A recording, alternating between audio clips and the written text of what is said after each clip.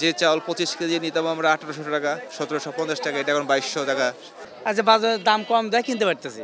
আর যখন 2 মাস পরে সিজন চলে যাবে সিজনটা, তখন এই দামও থাকবে না, তখন আমার পক্ষে কষ্ট হয়ে যাবে। নতুন চালগুলো যেগুলো আছে নাজির চাল, যেগুলো 70-72 টাকার কথা, এখন ওনারাই চাইতেছে 84-85 টাকা, তো বাজার তো 90 টাকা হবেই।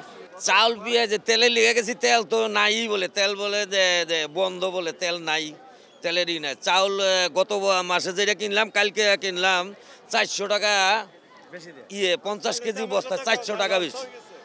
এত দামের কারণটা হয়েছে এখন যে চাউলেরা 10টা-12টা করে গোডাউন করে, একজনে গোডাউনে সিন্ডিকেট করে রাখিয়া দিছে।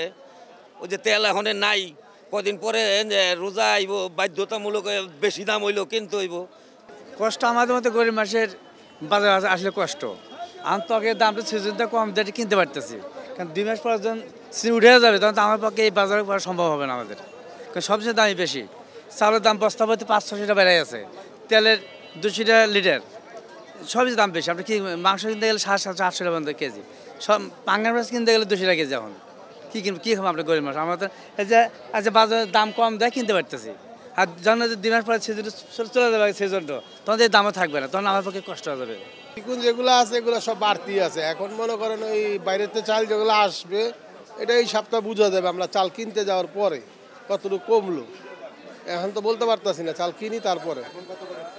এখন ওই মিনিকেট বেচতে আছে 80 টাকা ভালোটা, আর নাজির চাল বেচতে আছে 80-85 টাকা।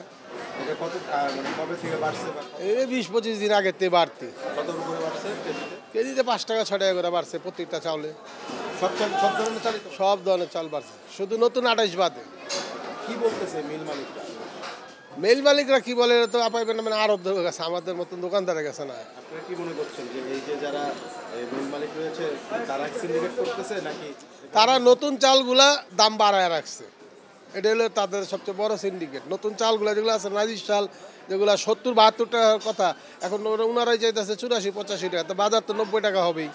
বাজারের ওভারঅল সিচুয়েশন তো খুবই খারাপ দেখতেছি। জিনিসপত্রের দাম একটু বেশি, না হাতের নাগালের বাইরেই। তো শাকসবজির দাম একটু কমছে, বাট অন্যান্য জিনিসপত্রের দাম, তেলের দাম, চিনির দাম, ময়দা, যেগুলো অন্যান্য জিনিস লাগে, যেগুলো মানুষ দেখে না, সেগুলো জিনিসপত্রের দাম একটু বেশি। কি মনে হচ্ছে সরকারি মনিটরিংয়ের দুর্বলতা? মনিটরিংয়ের দুর্বলতা তো একটু আছেই।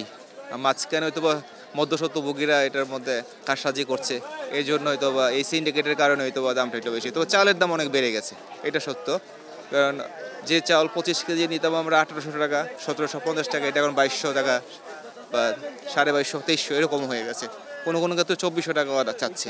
তেলের সরবরাহ তুলনামূলকভাবে অনেক কম। কোম্পানি কি করে, দাম বাড়ানোর সময় হলে সরবরাহ কমায় দেয়, দাম বাড়ায় আবার ঠিক রাখে। 5টা-6টা কোম্পানি, 1টা-2টা কোম্পানি দিচ্ছে, তাও একদমই কম। কালকে একটা কোম্পানি দিচ্ছে 2 কার্টন তেল, আরেকটা কোম্পানি অ্যাভেলেবেল না, তাও কমের থেকে কম।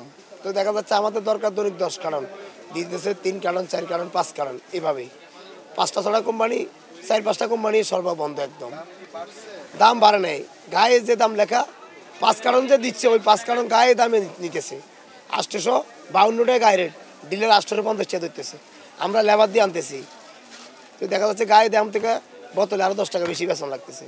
যে দাম কিনা ওই দামে তো আমরা বেতন লাগবে, ওই দামে তো লিটারে 5 টাকা, 5 লিটারে 10 টাকা বেশি। চিনি সরবরাহ ভালো আছে, স্বাভাবিক আছে। খোলা চিনি, প্যাকেট চিনি দুটোটা আছে 125 টাকা কেজি। মসুর ডাল ইন্ডিয়াটা 110, দেশিটা 130, সরবরাহ ভালো আছে। চাউলের দাম বাড়ছিল, বাড়তি অবস্থায় আছে।